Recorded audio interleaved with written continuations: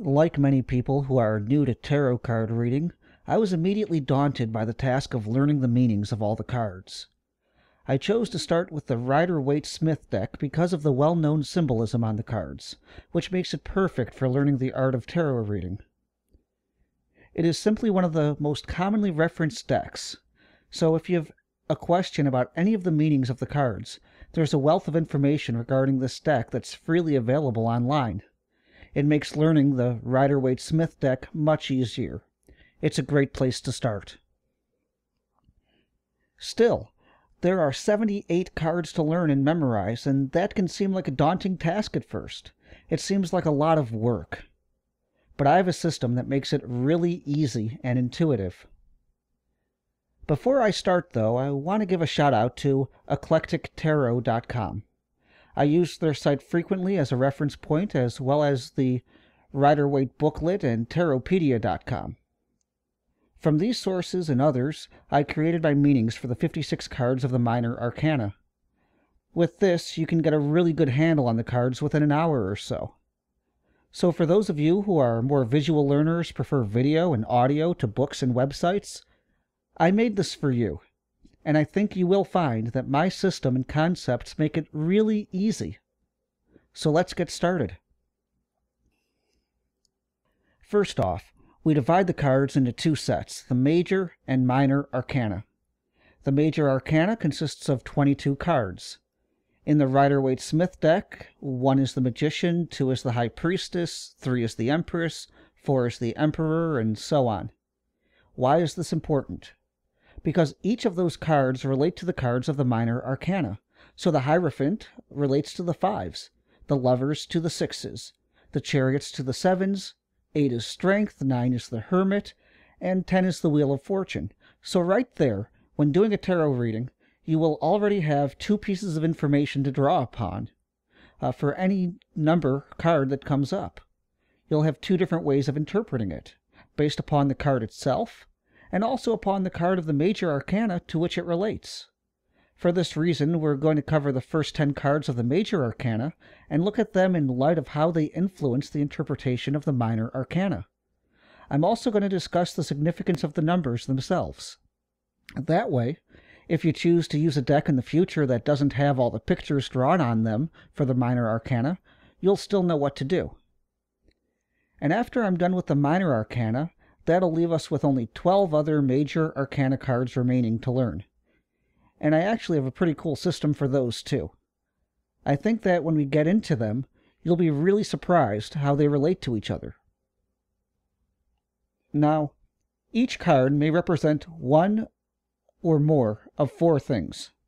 It may represent a person, who will often be identified by occupation or role, as suggested by the suit's traditional representation of a particular class of people within traditional medieval life.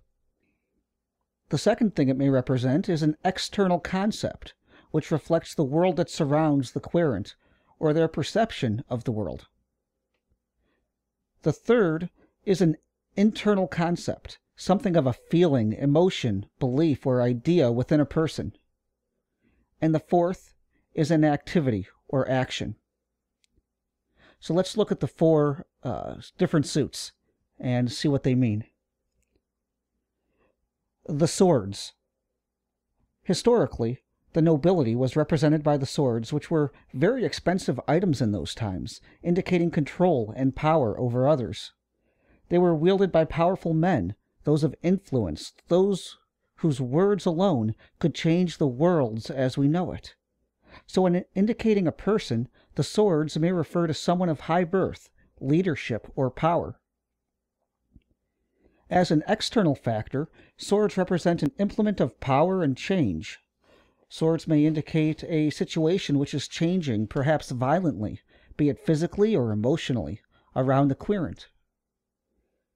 Internally, they may refer to sharp logic, painful lessons, a school of hard knocks, mental thoughts or ideas of a revolutionary nature, big plans, your evil plans, dreaming big, big ideas. In terms of activities and actions, the swords may suggest the historical intellectual pursuits that were deemed a luxury of the wealthy, such as debate, creativity, and the sciences, higher education. The Wands. Historically, the Wands represent the middle class, the merchants and tradespeople, as well as those who have attained certain comforts within their life.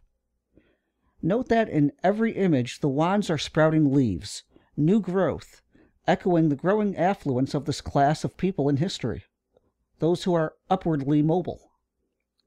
The Wands and swords, while both being capable of being used as a weapon, are of a different quality. Whereas swords serve a single purpose, the walking stick or staff or wand serves multiple purposes.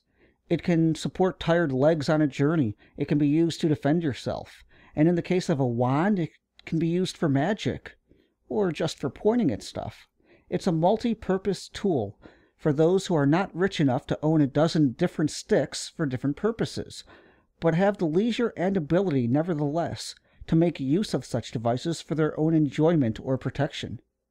The rising middle class. As an external factor, wands suggest struggle and hardship, endurance. However, this doesn't necessarily indicate a struggle. Surely a long walk or a journey, staff in hand, need not be a hardship. It can be a luxury. These struggles are not fights against enemies or oppressors, but are much more likely to be internal struggles or challenges that we take on for ourselves, for our own benefit. As an internal factor, wands suggest enthusiasm, grand ideas, passion, desires, restlessness. As staffs or bats, they may suggest combativeness, hot tempers, challenges, minor struggles, athleticism, or competitiveness with others. Internally, walking sticks, staffs, wands, and all those things are used to change the world around us, but in a less emotionally violent way than the swords. They do so without the fear that a sword brings, but with the understanding still there that the holder of a wand or staff carries with him or her a certain power. Internally, they may represent travel from one mindset to another, persuasion towards a different viewpoint, or persuasion in a way which is less turbulent than the swords. In terms of activities or actions, the wands represent travel, adventure, wanderlust, athleticism, basically any activity that could be described as leisure or a leisurely pursuit. The cups. Historically, the cups represent religious figures, but are also understood to represent those for whom you have a deep love, feel a great passion. I once heard someone say that love is like wetting your pants. Others can see it plainly, but only you can feel the warmth. That's what these cards are about. Not necessarily romantic love, although it could be, but those people who stir deep, passionate emotions within you and create the experiences that impact your heart. Someone like a relative, a very close friend, or someone with whom we share a deep bond of our spirits or hearts. As an external factor, think of a cup as the heart of others, being empty or full of love or spirit. The cups represent things which will fill or empty one's spirit or soul. The things or people who move men's hearts, the things in which they find passion and strength, shared experience amongst others. As an internal factor, the cups are about romantic or poetic ideas, things that appeal to our heart and our spirit. It is your inner drive or passion, the thing that moves you forward when you're feeling down. The cups can relate to a humble spiritualism, a search for beauty or divine love. The spiritual, the emotional, and particularly the emotions that are identified with love, such as sorrow, bliss, passion, nostalgia. In terms of activities or actions, the cups indicate someone or something with which the heart is vested. It could be their passionate hobby or work, or a person for whom you have a passion. The Pentacles. The Pentacles are sometimes called the coins. Historically, they relate to the common person whose mere existence consisted of little more than the day-to-day concerns of life. The ones who could not travel, We're more concerned with putting food on the table than dreams of wondrous travels and adventures. This is about the people possessed of regular, mundane, and ordinary, earthly and physical concerns. These are the cards of the pragmatic, hard-working person, maybe paid well below their worth, but also possibly the person who sabotages their long-term future with indulgences in meaningless luxuries or trivial things that take them away from the path of the common person. The Pentacles may also represent someone with who your relationship revolves strictly around such concerns as these. Someone like a beggar, a banker, a thief, a person who comes around and makes your life more comfortable or more miserable in small ways which don't drastically alter who you are as a person, but are appreciated or not nonetheless. They also represent the long, slow path to wealth, or to truly long-lasting relationships. As an external factor, the Pentacles involve issues of money, possessions, shelter, the physical well-being, material wealth, a pension, long-term investments, our land, our home. Pentacles or coins also represent our social interactions and responsibilities, as these too are things that we expect to evolve over time and extend and hopefully flourish throughout our life. They may indicate wealth, poverty, physical possessions, attainment of friendships, social groups, slow, steady growth, or development. As an internal factor, the Pentacles involve issues of generosity, greed, sharing.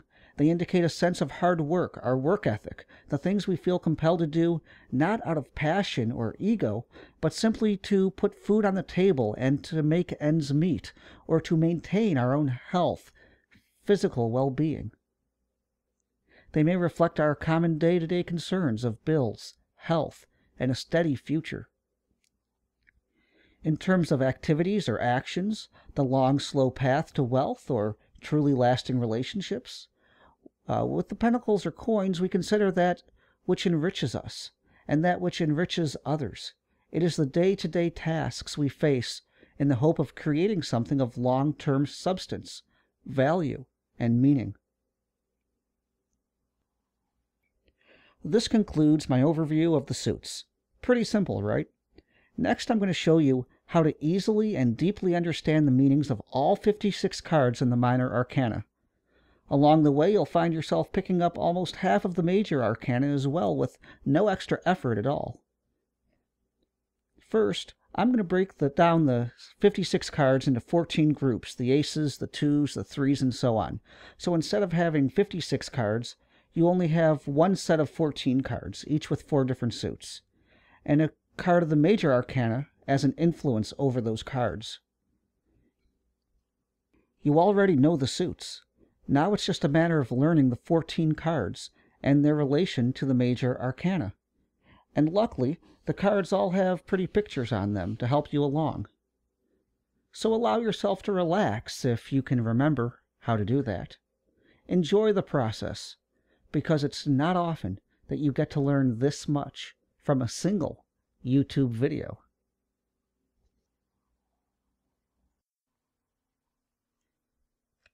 The aces. In tarot, aces are the ones. They relate to the magician. The magician stands behind his altar with all the suits in front of him. We see the swords, wands, cups, and pentacles. Why? Because the magician is the creator of idea and thought.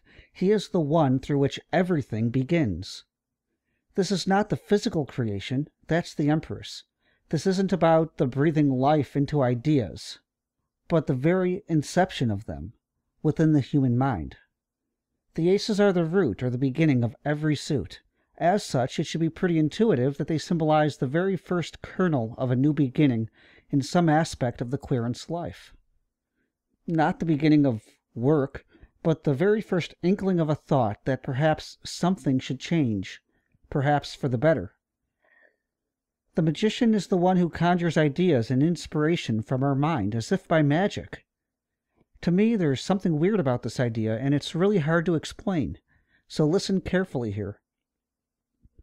The magician will conjure a thought for you, and he asks the impossible question, what type of new thought would you like to receive?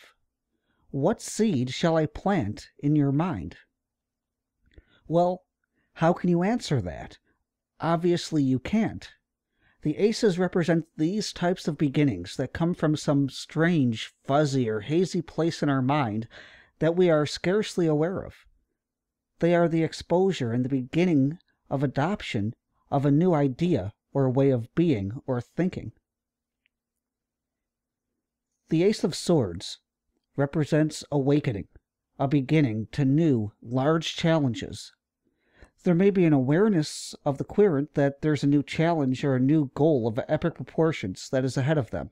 They may just be beginning to see the challenge, or they may have just begun to work towards or away from this occurrence, radically altering their action in light of this new idea or influence. The Ace of Wands represents a new passion. It could be religious, philosophical, relating to a career about which they're passionate. It could be a new journey, a new battle to overcome, or a new love in their life. Remember, a new love is about passion. As we already know, wands relate to that which we're passionate about, so it's pretty intuitive, right? Ace of Wands represent a new passion somewhere in the querent's life. The Ace of Cups represents new love. This could be romantic love, or deep passion for an endeavor or idea. They feel the pull. They are intrigued, excited, looking forward to the new, not just with their eyes, but with their hearts. They feel the pull towards something new and exciting. It captures their imagination and dreams. The Ace of Pentacles. New luck, new health, new prosperity. Not flashy or ostentatious, nothing short-lived or illusory. The Ace of Pentacles represents new but solid gains to be made in one's physical self or the physical world around them. These are long-lasting changes such as new friendship, new prosperity, or newfound health. The Twos. The Twos relate to the High Priestess. The High Priestess card shows her seated between two pillars marked B and J. This represents the word and phrase inscribed upon the pillars in King Solomon's temple. Those words are Boaz and Yakin.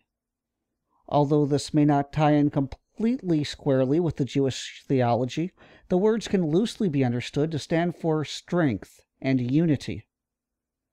And there's a cloth behind her depicting pomegranates, a sign of prosperity and ambition to the Egyptians, and a symbol of death and the afterlife to the Greeks. The High Priestess holds a scroll, is the keeper of secret knowledge. She holds down the moon, a symbol of mystery, beneath her foot. She does not represent creation, but rather inspiration, the middle ground between the idea supplied by the magician and the creation, which will be inspired by the Empress. The number 2 suggests a duality, a point between two choices, a fork in the road, a decision as to whether or not a new path will be taken. Twos are the fork in the road. Do you follow the path which takes new ideas into fruition, or do you take the other route? The twos also represent instinctual wisdom. The twos are undirected energy, pure potential, waiting to be channeled into a new direction. Do you dare to explore your options? The Two of Swords shows the image of a blindfolded woman with crossed swords, suggesting a clash of ideas or words. Remaining impartial, she holds the swords apart.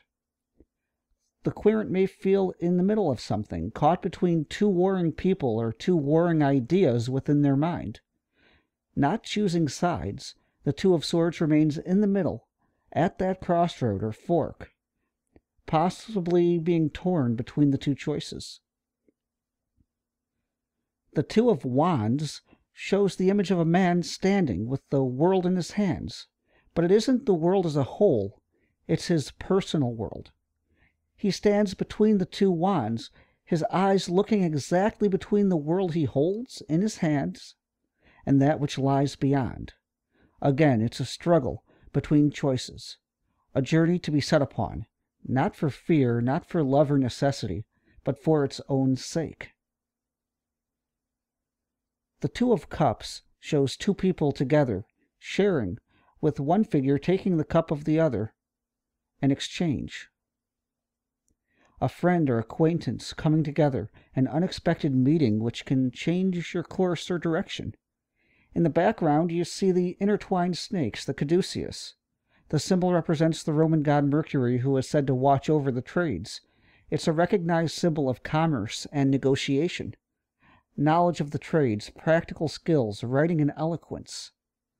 So really, the Two of Cups has a wide swath of interpretation, coming together, brotherhood, tradespeople, opportunity, sharing, changing direction.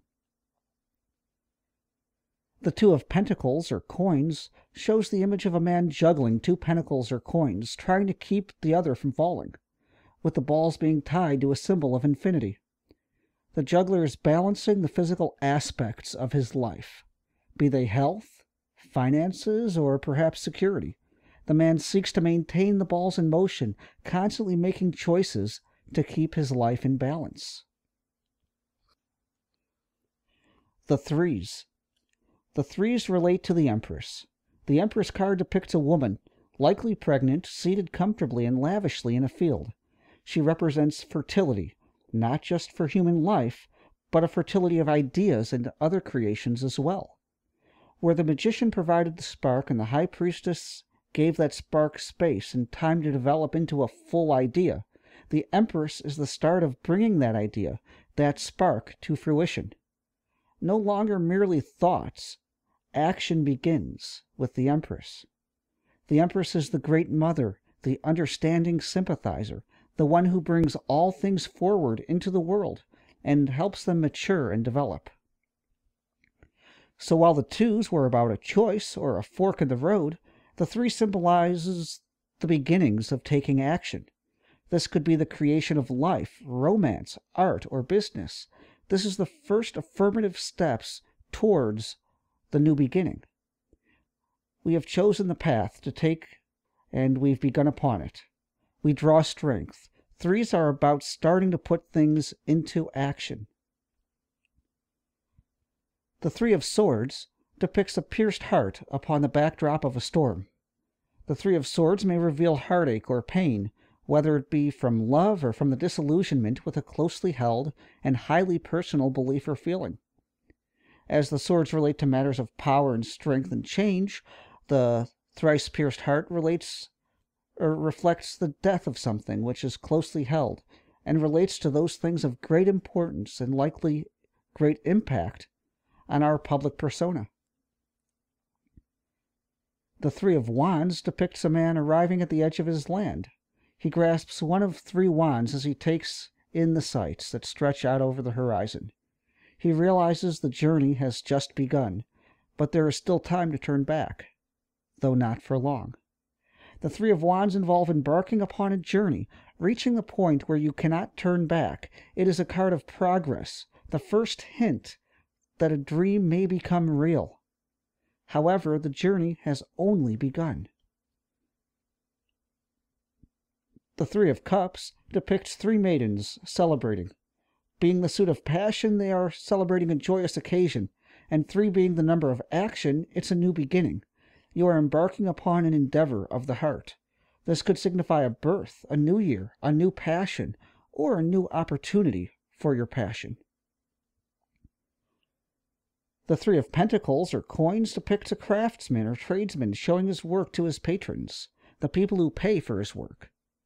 Being a card of new beginnings, this may suggest further opportunity for the craftsman. Something you have begun to work on will soon pay off. Your work will be rewarded. Being in the suit of pentacles or coins, this relates to an earthly concern. It could be a focus on your health or your property, or the work on a relationship. New beginnings stemming from past work or effort. The Fours. The Fours relate to the Emperor, signifying stability. The image of the Emperor depicts the Emperor upon his throne, ram's head suggesting Aries, a symbol of strength and great plans. He is the father figure, a man of strength who provides stability, structure and order, power and protection. At his best, he's a wise leader. At his worst, a despot. Like the four corners of a building, which are set out from the beginning, the fours represent the investment of passion, emotion, brain power, and work that is now rooted and established. Think of the cornerstone of a building. Before it can be grown to great heights and strength, the groundwork is first laid. This is the hard work needed to create a solid foundation upon which to build. Or perhaps like an unfinished structure, something that has to come to a halt and cease to evolve before too much effort is wasted. The Four of Swords depicts a man resting, a sword at his side, and three upon the wall. As the story goes, before embarking on battle, knights would commission a sarcophagus to be made for them in the event of their death.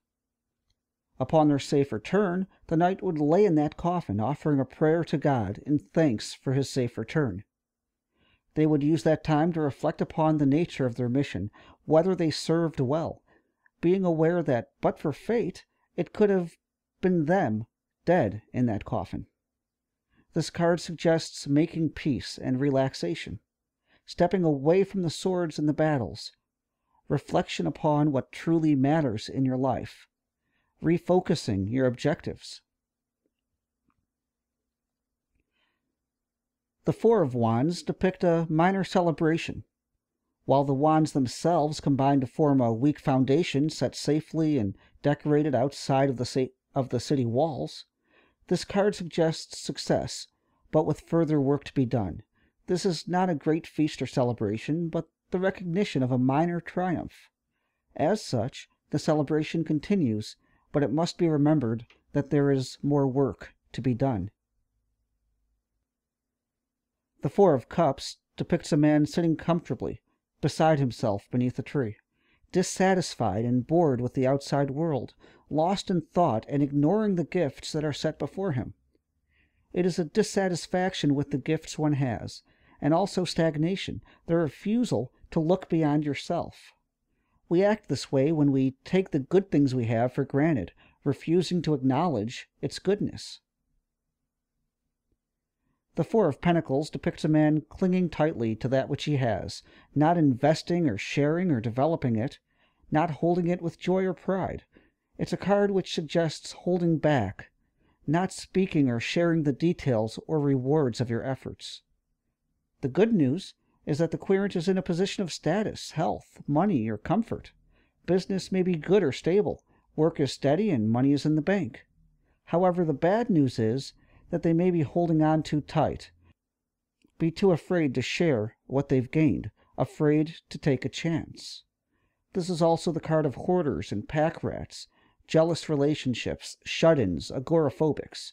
It reminds the spendthrift or the shopaholic to hold on to their money, the workaholic not to take on more jobs, and it also reminds the miser to be more generous with good luck and good fortune, and suggests that holding on too tightly to what you have can lead to stagnation and dissatisfaction. The Fives. The Fives relate to the Hierophant, a high priest. He sits perched upon his throne as two other holy men kneel before him. We see here a man who leads his flock in shared communal rituals. Remember, he's the leader of a flock, not of individuals. The Hierophant focuses on the group, leading them to their destiny, soothing their worries and fears. His power comes from tradition and consistency, providing his followers with comfort through stability. He represents also mercy and goodness, compassion, inspiration, and alliances. Fives are about instability and loss, severity and fear. If you picture the four corners of a building, like we described with the fours, you can see that if there's any space inside, the fifth stone cannot be supported in any symmetrical way. That fifth stone might lie in the middle of an empty space or be placed upon another stone, creating dissymmetry. Some loss of the perfection we had as fours is represented by the fives. But clearly it's not a total loss. Progress continues to be made, but there are periods of struggle, times when things don't align. This is the time for the fives, but fives also remind us of the strength that is gathered from these difficult times. They present a severe problem and also point to a way of escaping it.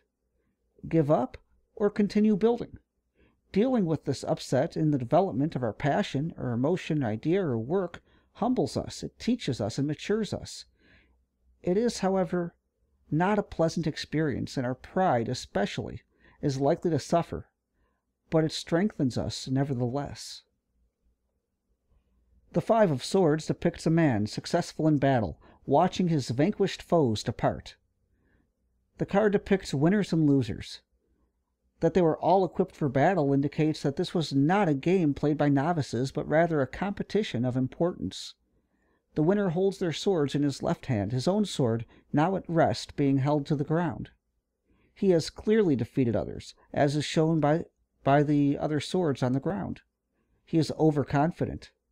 This card serves as a warning against pride and overconfidence. The losers, departing disarmed and in disgrace, shrink away into the distance. What lessons will they take away from this? Had they been tricked into a losing battle? Did they let their own overconfidence shield them from the realities they face? Either character might represent the querent. Whether the querent is winning or losing, this card serves as a warning against overconfidence and the dangers of rushing in too soon. The Five of Wands depicts children of a younger age engaged in play and mock fighting. The activities of youth, which teach the beginnings, serve as the training for more serious pursuits. Imitation, a sham fight, a quest for achievement. The competitors in this card are of equal stature and position. This is not a struggle against Goliath, but rather a struggle against those on equal footing. The inexperience and apparent lack of consequences may appear to make this game even unimportant. However, as we saw with the Five of Swords, it is from winning these small battles that the opportunity is gained to partake and excel in the greater ones.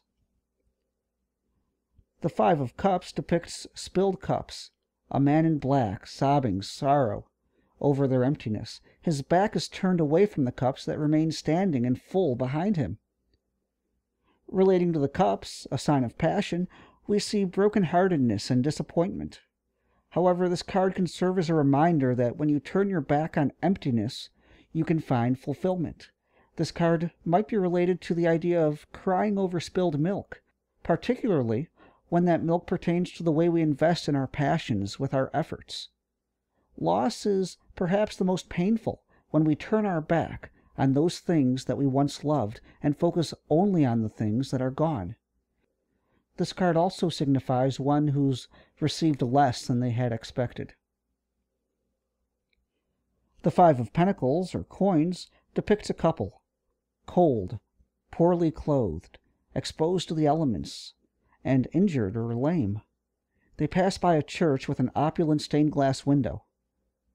They do not stop in to warm up. They do not seek alms. They pass by. But why? Remember that fives reflect upon difficult times. The characters on the card may be shunned from the congregation or viewed by society as unfit. But notice, they remain together. The Pentacles relate to material possessions, wealth, and health. The two people in the card remain together. It is a card of misery, but also one of hope and a reminder of the constant support of others who surround you at any moment in time. It is a reminder that true friends, true partners, will stand by you and weather the storm. Rejected by one society, they have now created their own. It may be very small, a society of two for now. And others who are similarly situated may not seem to be close by. But if you seek them out, you will find them. The potential for loss may be devastating. But as this card depicts, you can never lose everything. The Sixes. The Sixes relate to the lovers. The card depicts the lovers, a snake, temptation, in the background, a divine spirit with open hands above them, a radiant sun. The card is not so much about two people, however, as it is about one. The person who has the experience of love feels the passion and desire for another, be it another person or another endeavor or goal. In this way, the lovers are about that feeling inside you that allows you to know something with absolute certainty, even when it may not be entirely certain. It's that instinctual drive we create within ourselves from the most intense and mysterious desires. It is falling in love with something or someone. Now, just as the fives lost their balance with asymmetry, the sixes regained them. Two lovers, each with a heart, a mind, and a body, 6 parts between them, representing the coming together of the parts.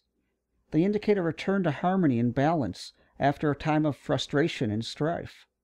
Finding balance, equilibrium, a soulmate, just someone or something that balances your life, that you feel completes you. The Six of Swords depicts the beginning of a voyage. This could be a literal or figurative voyage. The relationship between the oarsmen and the passengers is symbiotic, the oarsman receiving a fare, the passenger attaining safe passage. Note, however, that the cargo consists of the swords, symbolic of carrying one's troubles or challenges along. However, the path is moving forward. They are on their way to finding balance and harmony, as the number 6 suggests. The oarsman represents a guide or a leader taking the others in the right direction, avoiding the dangers. This could be a counselor, partner, or perhaps a book in which the querent finds comfort, leading towards the moment that they arrive at the other shore. This is a happy journey, a positive one, but it is not without its dangers. Although the shore is in sight, they have not yet arrived. There is an equilibrium, but it is not necessarily smooth sailing to get there. The Six of Wands depicts the triumphant arrival. A man on horseback, his staff adorned with a wreath signifying victory and achievement. People surround him, staffs high in recognition of his accomplishment. He has achieved not only victory, but adoration of those who surround him. However, it is important to understand that this victory parade is illusory. While the recognition may be deserved, it is not going to be long-lived. Indeed, parades are not given all the time. It's a special occasion to celebrate, perhaps, but as the laurel wreath around his head may remind us, a man cannot rest on his laurels. The pomp and circumstance will soon be gone. It is not lasting, and the triumphant person does not exist for accolades. The work must continue. So savor the moment, but do not forget the work that brought you here. The Six of Cups depicts 2 children surrounded by 6 flowering cups. They are full and lush. The older child has her arms outstretched, sharing the joy with the younger. This card is a card of nostalgia or memories or simple pleasures, particularly of sharing those joys with others. This may represent an idea from our past which brings us pleasure, or a person from whom we derive mutual joy. However, like all the sixes, this too is a temporary, fleeting moment. It will not last. It serves as a reminder to enjoy the moment, savor it, but be aware that more challenging times may lie ahead. The Six of Pentacles, or coins, depicts a man with scales in his left hand, giving to others. Contrast this with the Five of Pentacles, with the couple shut out from the inside. Understanding the emotions of these characters reminds the querent of both sides of generosity, giving or sharing when you can, and also the relief that comes from receiving when in need. This card challenges the querent to identify their position, assess what can be given by them, and also what is being offered to them. Choose to make a positive difference, but also not let pride get in the way of someone who is able to help them if they should find the shoe on the other foot. The Sevens.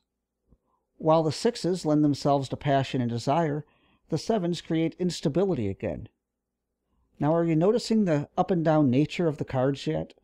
How much it's like life itself, where we cannot recognize its ups without experiencing the downs?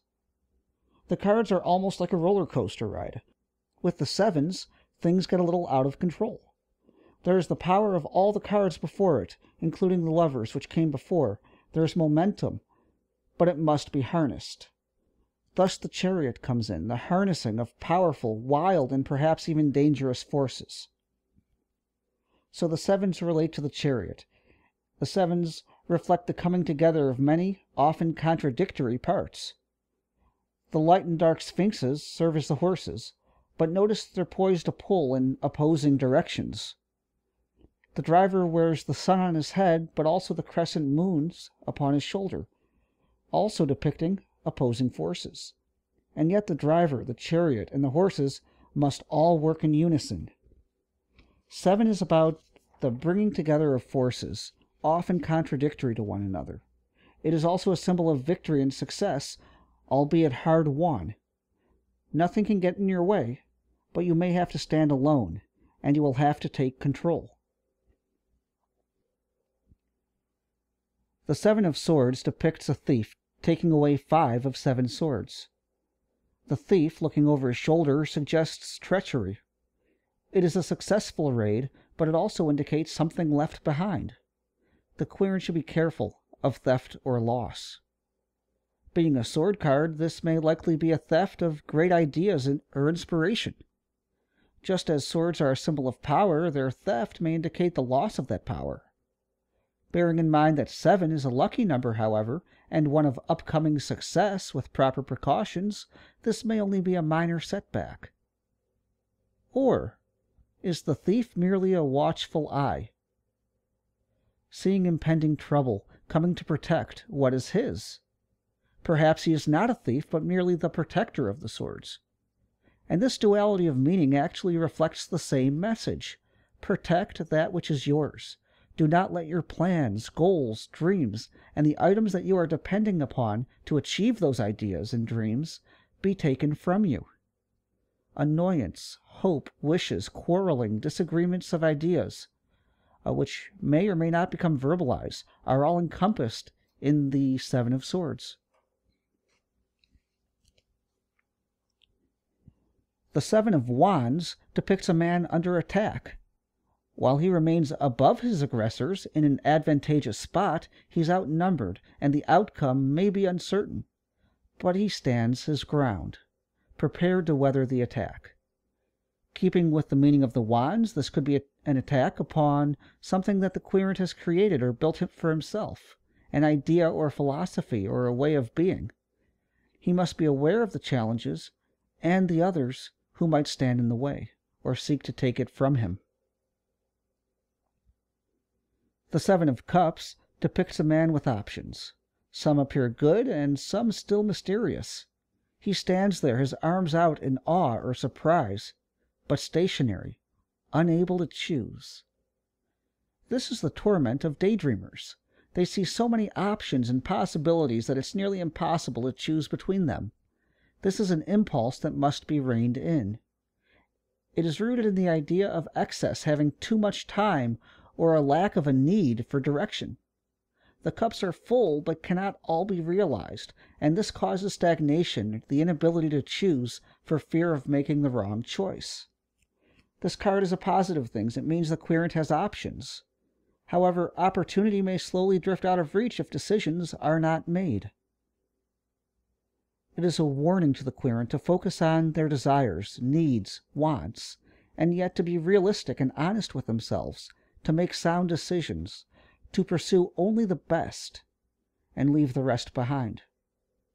This card can also encourage reflection, a looking at options and possibilities, seeing the potential in oneself and realizing all of the opportunities that are really out there. Why limit yourself? Remember, the cups are the suit of passions. They are meant to be explored and indulged in.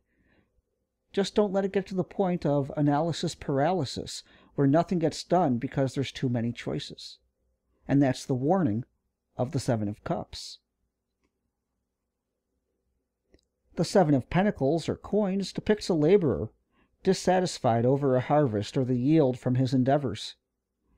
His patience may be wearing thin. He may doubt the value of his efforts or the quality of the fruits that his effort will bear. As a 7, remember that these cards signify the harnessing of divergent or challenging conditions. Clearly, the farmer faces doubts and concerns. But what can he do about it? He cannot will the plants to grow. He cannot get an early start for next year. He can only sit and wait, hoping and worrying. But does that make the fruit grow faster?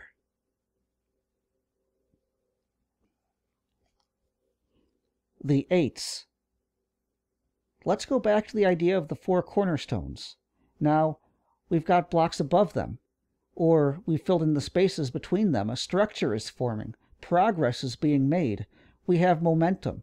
And one of the things about momentum is that it's very difficult to stop it. That's what the 8s and the card associated with it, strength, are all about. This isn't just physical strength. It's about the strength of will, determination, power through persuasion.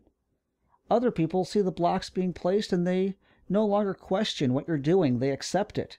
They too begin to share your vision. They can see it too. So they go along. And the strength card shows a maiden controlling a lion. Is that really strength? She isn't fighting the lion or killing it. It's a different kind of strength. So let's look at that. The 8s relate to the strength card.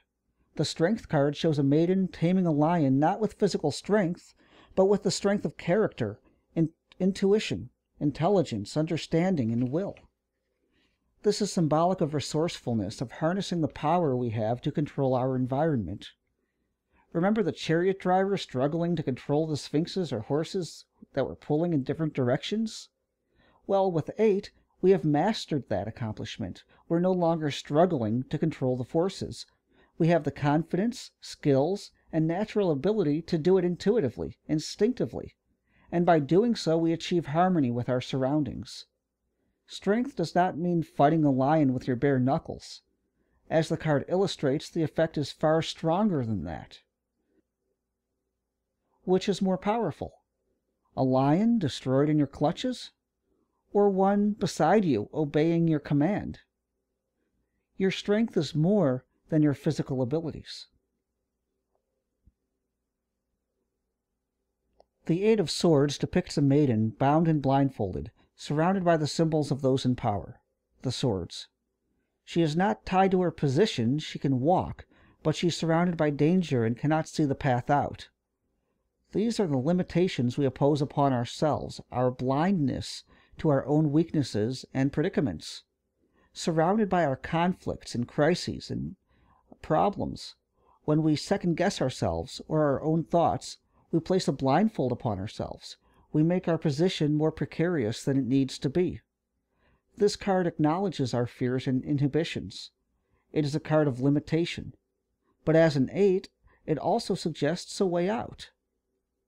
But can we remove the blindfold? Can we continue on? This card relates to strength. So do we dare continue on our path, knowing the swords that surround us? Like the taming of the lion, this is not a test that will be won with pure physical strength, but with creativity, guile, wisdom, understanding. And do we face our fears alone, as we are? Or do we find the resources we need to overcome? The 8 of Wands depicts the wands flying through the air. Speedy delivery. What comes, comes quickly. It's an exciting time. Hold on to your hat. Brace for change. And with the association with strength, be prepared too for rapidly changing events that demand creative, clever action. Things may not land exactly where you expect them. Move quickly to weather the attack. The 8 of Cups depicts a man leaving cups behind, walking up the shoreline, perhaps having returned from a successful journey, now returning to a very different life. He heads off in the direction of the moon. Literally, this may refer to a walking away from vice or addiction, which is certainly a form of strength. He is walking away from something he felt passionate about.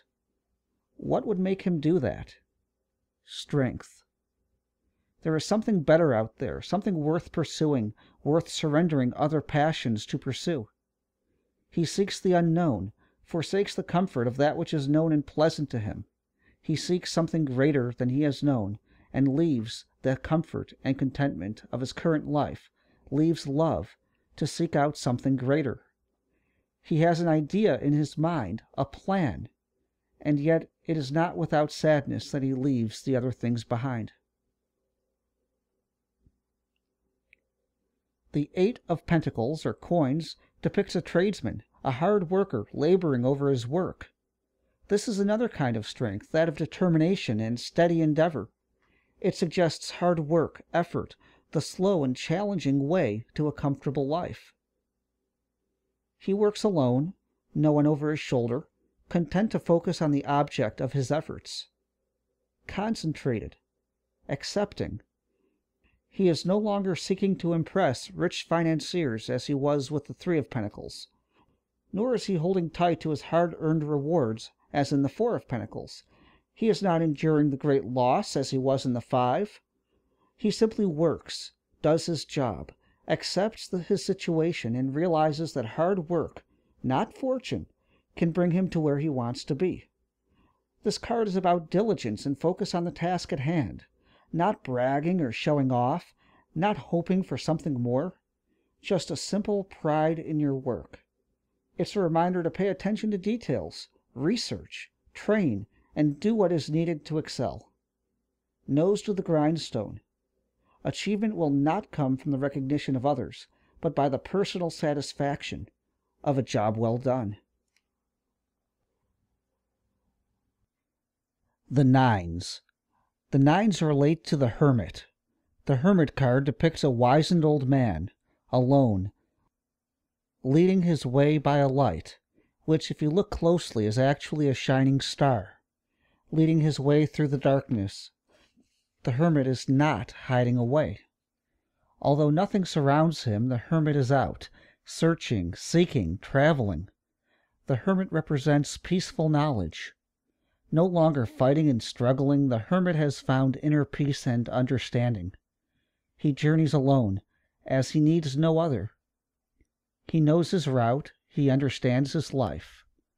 This card represents peace and solitude, withdrawal, careful thought, organization, rumination, putting one's affairs into order.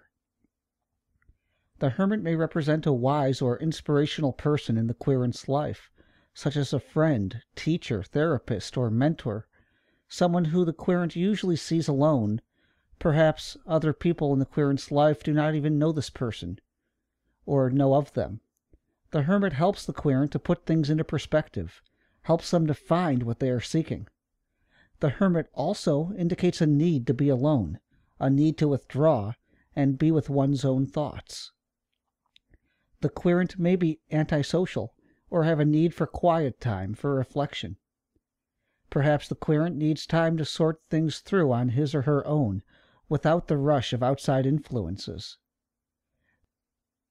This may represent a time of great creativity or insight, as the querent allows themselves time for reflection and introspection, quite likely involving not a retreat from the world, but a personal exploration in other, new directions. It symbolizes the integration of all we have done and all we have achieved. The Nines are a number of completion. If you think to the metaphor again of a building, with 10 being the end of the line, 9 is pretty much complete. The main work is done. All that remains is the cleanup, the tidying up of loose ends. As we'll discuss in a bit, there's a reason that 10 isn't just the completion stage. That's because the ending of the endeavor is actually also a new beginning. So with 9s, we get the sense of completion. We get the rewards and sum up the costs of our endeavor. Perhaps we reflect positively on the experience. Perhaps we take on the hard life lessons about how to do better next time. Whatever the experience for the querent, the lessons and experiences to be drawn from the effort are now clear.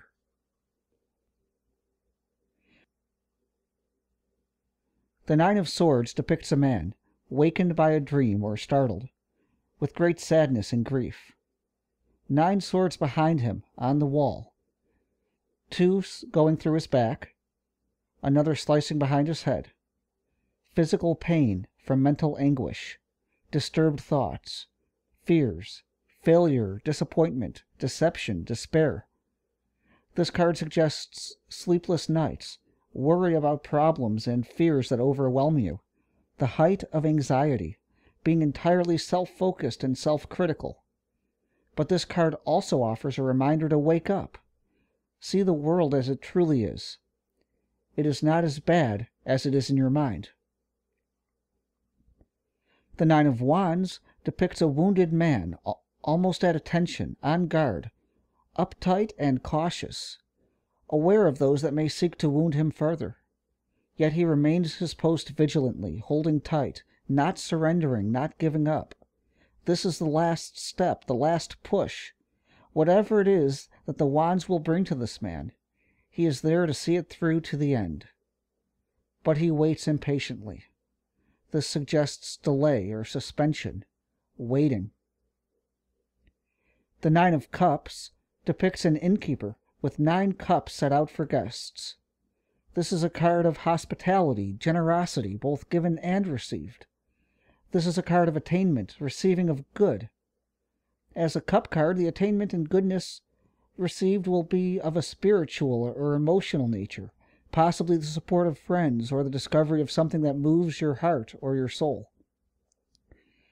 It involves satisfaction of relationships, joy and camaraderie, creativity and happiness, both given and received.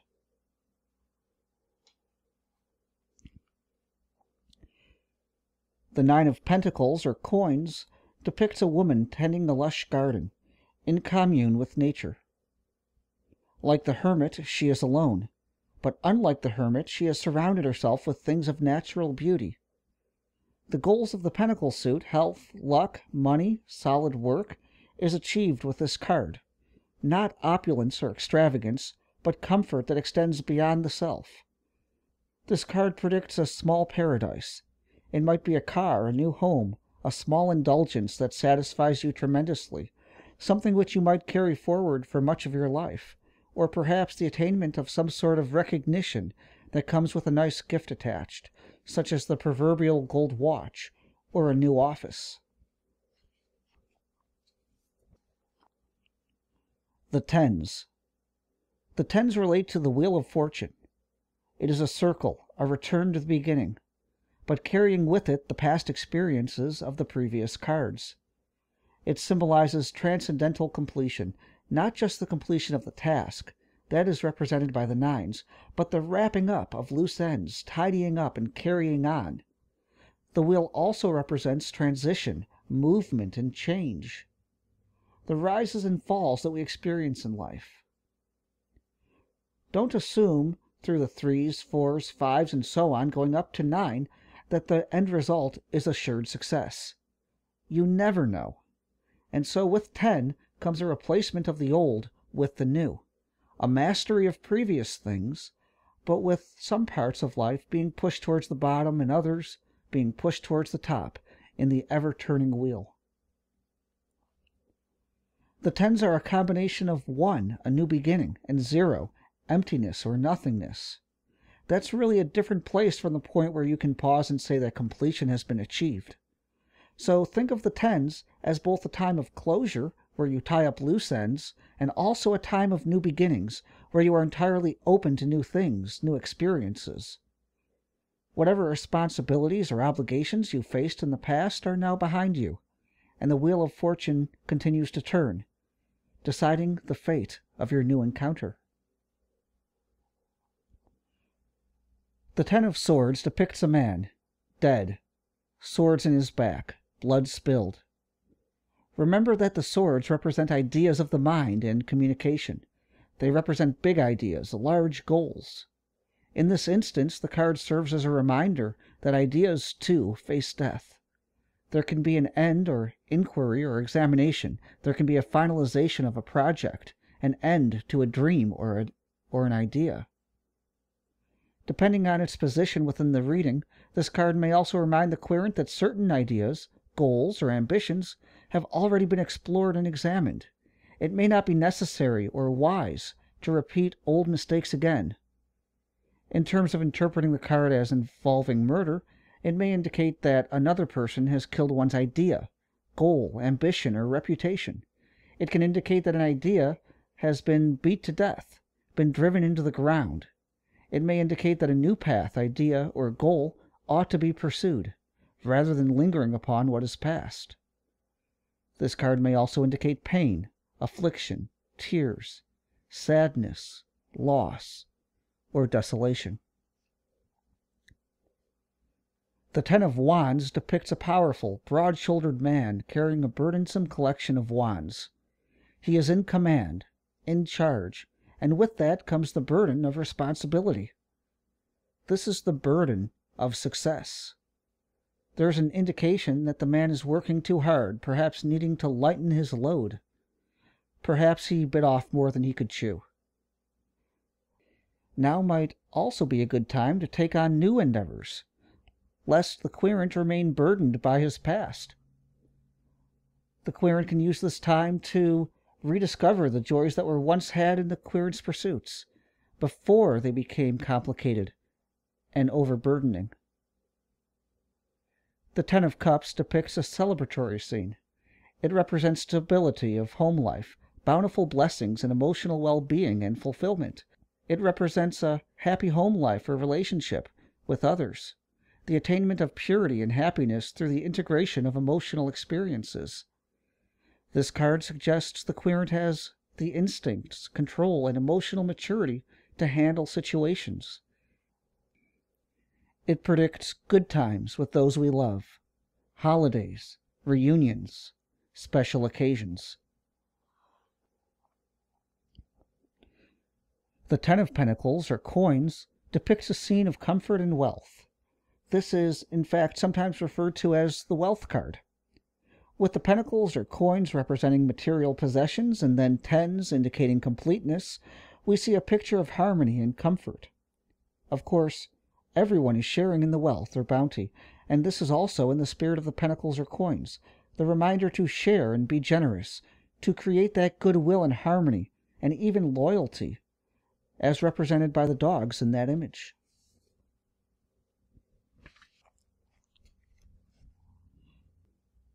Next, we look at the court cards. The court cards include the pages, knights, queens, and kings. Often, court cards will represent a particular person in the querent's life. When suggesting a particular person, the pages tend to represent children. The knights represent older youths, teens, or perhaps young adults, while the queens and kings represent male and female adults, respectively. Remember, though, that this is a generality. Pages may also represent a messenger of information. They are also aligned with the Fool, someone new to their element, immature in some way, perhaps eager and excited, such as a student or an apprentice. The knights may represent travelers or journeys. If this is the case, the queens represent creators and passion, while the kings represent level-headed managerial tasks. The pages. The Page of Swords depicts a young page who holds a sword in two hands, looking over his shoulder while walking swiftly.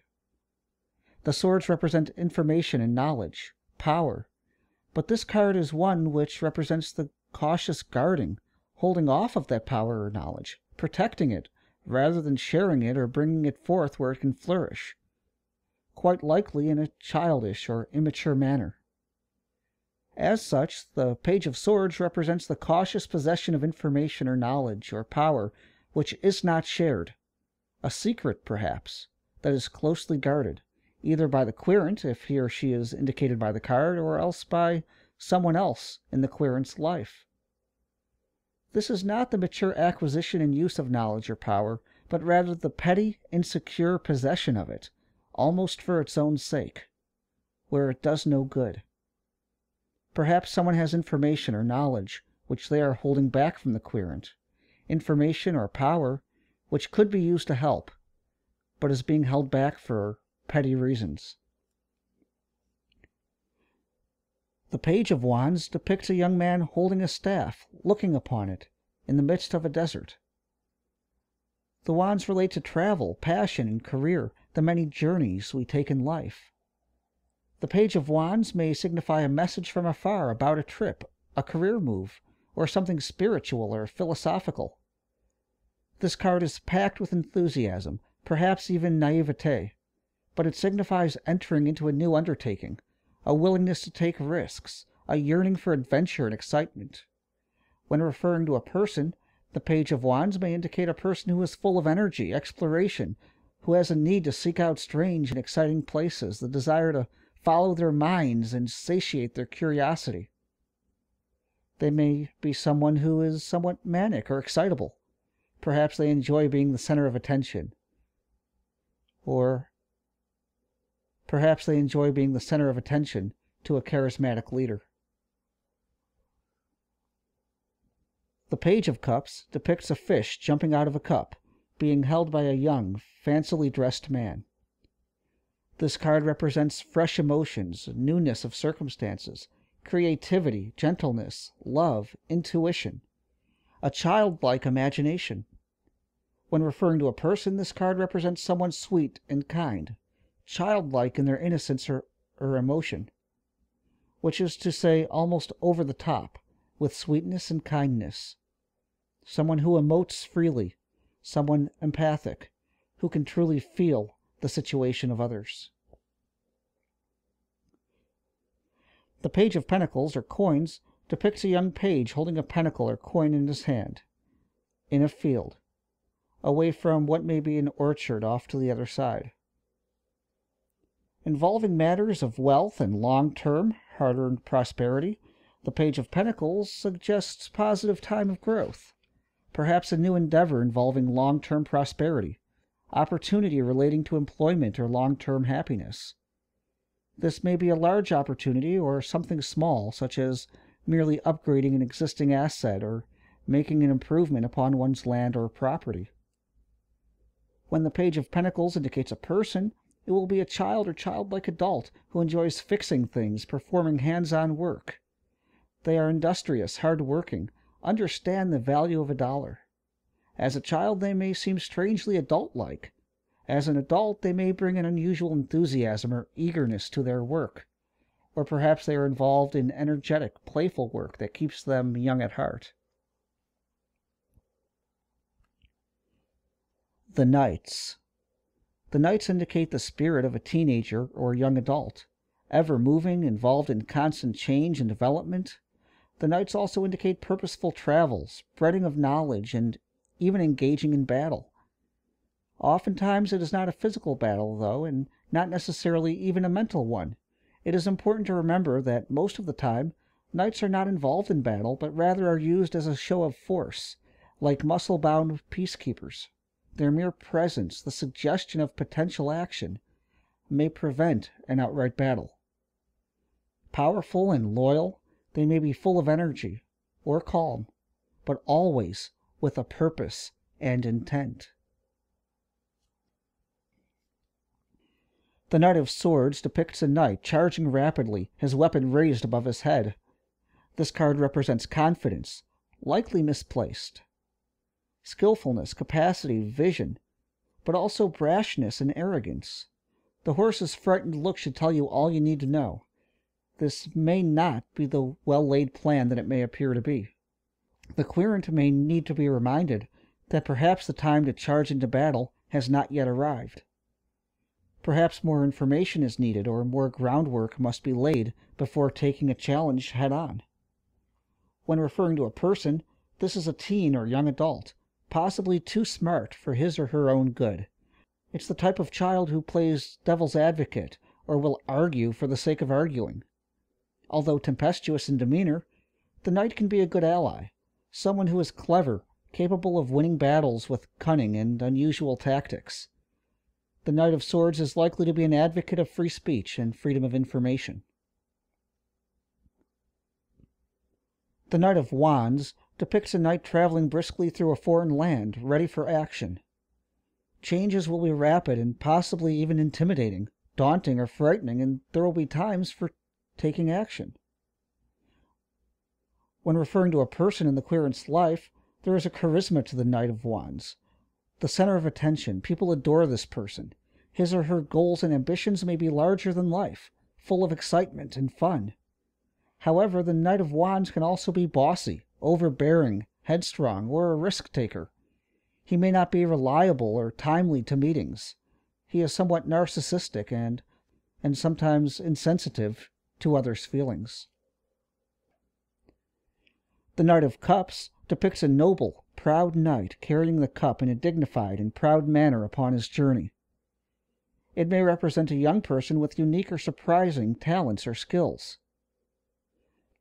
This person may have generosity, but this generosity does not come from a place of bounty, but rather of mutual nourishment. This is not giving for the sake of giving, but rather for the sake of support and encouragement. When indicating a person, the youthful knight, perhaps a teen or young adult, may be very lost in their own thoughts or ambitions. They may be dreamy or emotional, sensitive to themselves, self-aware, in tune with themselves.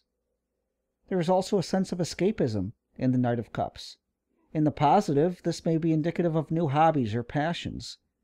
In the negative, it may suggest experimentation with drugs or other reckless behaviors for the feelings that they provide to the individual. Remember, the cups symbolize the spirit and passions, and the knight is isolated on that journey. The Knight of Pentacles, or coins, depicts a stationary knight looking over a vast plain, holding a pentacle, an item of earthly value, while sitting atop a stout horse, seeming more capable of plowing a field than charging into battle. The Knight of Pentacles is slow, cautious, protective. He may need to be prodded into action, feeling more reserved and less inclined to take action. This suggests practicality and responsibility, perhaps even a maturity or wisdom derived from having to work hard to achieve what he has. When indicating a person, the Knight of Pentacles may reflect someone with a very deeply thought-out plan. Many ideas and activities, goals and ambitions laid out in something of a formalized process, to be taken step by step. This knight does not change course easily, but also may fail to recognize when changes in strategy or approach are necessary.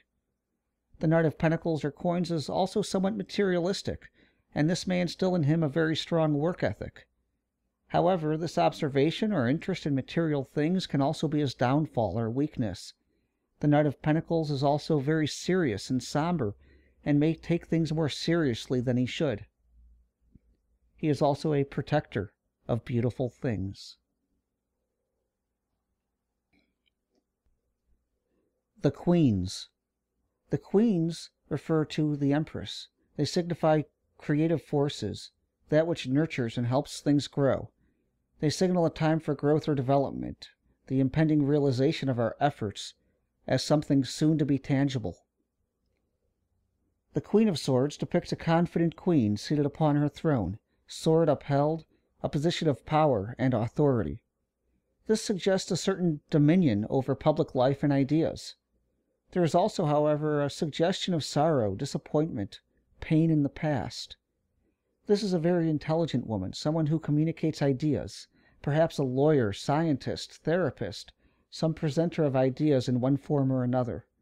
Someone who is able to weave herself through a variety of intellectual discussions or pursuits on a wide range of topics, intellectually stimulating. However, this queen is not the traditional idea of motherly. Instead, she is more firm and also more creative. Her power comes not from nurturing as much as from intellect. Perhaps the querent has some new idea or concept, belief or discovery that needs to be shared with the world. Or when this card refers to a person, perhaps she sees a person in her life who fulfills this role, has something to offer, some discovery, innovation, or idea that can help in her life. This may be a person who has gone through what the querent is going through, and can therefore offer the best advice.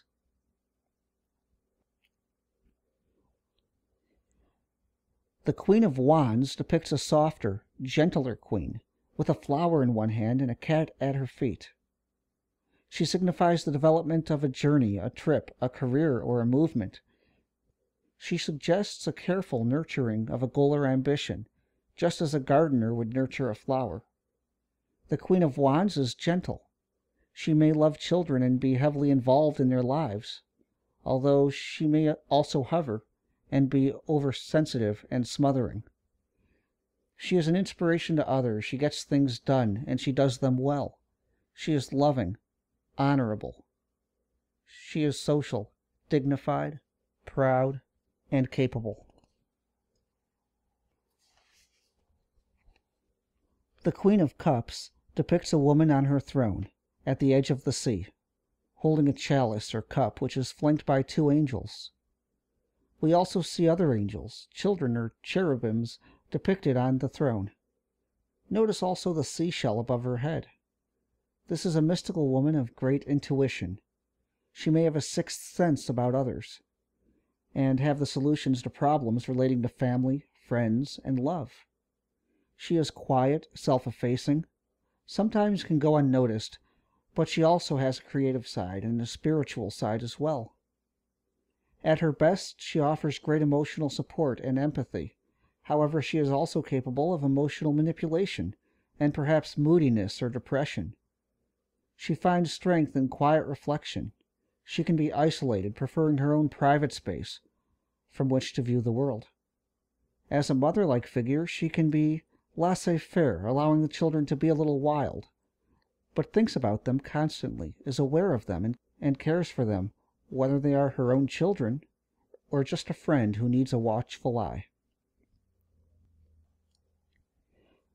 The Queen of Pentacles, or Coins, depicts a queen sitting amidst a natural garden, overflowing with life. She is in a place of peace and contentment, not of lavish comfort, but of modest comfort and happiness, a place where she can reflect upon others and see their own worlds through her eyes. As relating to the Pentacles or Coins, she is at peace with material possessions, finds joy in what she has, shows thanks and reverence to those who have provided her with those things. She has found her success in life. Perhaps it has come to fruition, or perhaps it's only an idea in her mind.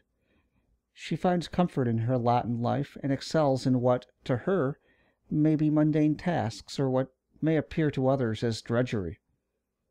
She is industrious, hard-working, and a bit of a perfectionist. She may find great pleasure in the outdoors and the natural side of life, nature and animals. She may shun creativity or imaginative people, preferring traditional or time-tested ideas, greatly valuing traditions and a sense of community.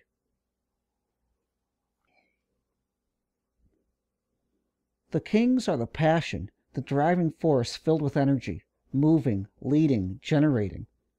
However, while they are powerful motivators, they are men of thought and reason. They do not represent action itself, but rather the guiding force that leads to action. They motivate, they plan, they command. Thus, Kings indicate motivation, a beginning or a start of something. Kings stand for men or women who are leaders, planners, have high aspirations. They dream of having the best kingdom. They expect loyalty, especially from family and friends. They are people of influence and power. They are sought by others for their advice, and are usually very self-assured, confident in what they say. The King of Swords depicts a man on a throne, his sword in his hand, shoulders squared, an imposing figure. He sits in stern judgment.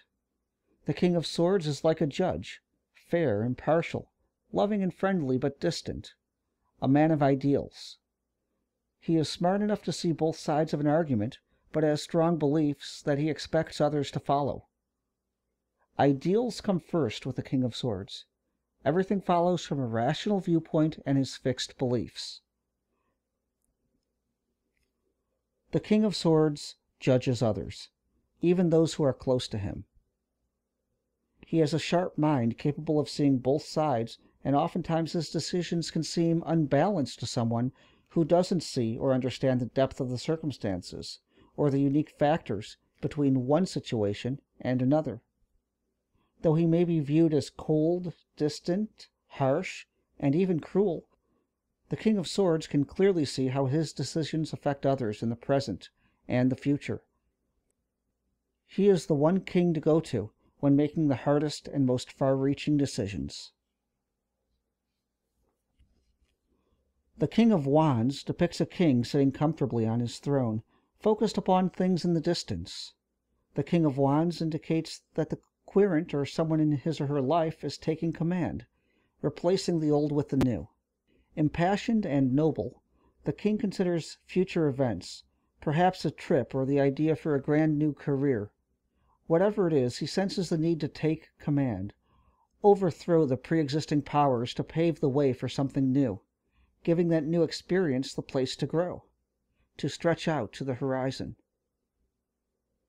The King of Wands is full of charisma, a teacher, lecturer, motivational speaker, full of energy, charisma, and fun, the type of person who others seek to follow for his vision and perception. But he doesn't have friends so much as worshippers. People love or hate him. He is inventive and fun, but he is the leader, and others who wish to support him must follow along. He does not stop for others who fall by the wayside. He does not consider them. He focuses on his goals. His followers follow him. And when that fails, the result can be violent. The King of Wands can inspire former followers or detractors to great hatred and animosity. But through it all, the King of Wands does not lose sight of who he is and where he is going, whether others seek to follow or not. The King of Cups depicts a man upon a throne surrounded by the sea. A surrealistic throne of a tiny patch of land, hardly large enough for his throne alone. The King of Cups has his struggles. He may be well aware of the tenuous position he holds, and yet he holds it with dignity and grace, commanding his space with no less power, no less dignity than any other king. The King of Cups suggests a man who fosters self-improvement and the betterment of all who surround him. He provides motivation and inspiration for others, not just to be in his kingdom, but to create kingdoms of their own. He is perhaps the ideal, loving, nurturing, supportive father, always placing his family and loved ones ahead of himself. However, he is not above fighting against those who cause injury to those who are near and dear to him. He is a godfather-like figure. He understands emotions and is the master of his own. And for this, he promotes civility and common understanding amongst others. He can relate well to others, understanding their situations and troubles, and he helps resolve them, and winning allegiance and respect more than love. The King of Pentacles, or Coins, depicts a strong, imposing man on a dark throne, his castle in the background surrounded by a lush garden. His demeanor is calm, lethargic, cautious. This is not a man of action, but a man of introspection. He is proud, self-reliant, confident in that which he knows. He has worked hard to reach his position and intends to stay in charge. He works hard and inspires hard work in others. He does not take excessive risks or chances. He plays it safe, cautious, and ensures that the job, whatever it is done right. Although he can be quiet and speak little, he is charming and people eagerly listen to him when he speaks. His breadth and depth of experience means he can tell amazing tales, captivate an audience with his unique life experiences and encounters. He has a story about everything, but does not always speak if the moment does not arise. With his self-confidence, his assistance or advice must be sought or requested. And he will help, willingly, without asking for repayment. But when assistance is provided to him, he repays you as soon as he can. His ledger is clear. He does not like being beholden to anyone. He provides for those who are close to him, even sacrificing for them. He will stick with them through thick and thin as long as they do their best and do not deliberately become too great of a burden. As an exceptionally proud man, he is not one to accept embarrassment by anyone. Those who work for him appreciate his approval of their work, even more than what they are paid. This concludes our study of the minor arcana. Thanks for watching.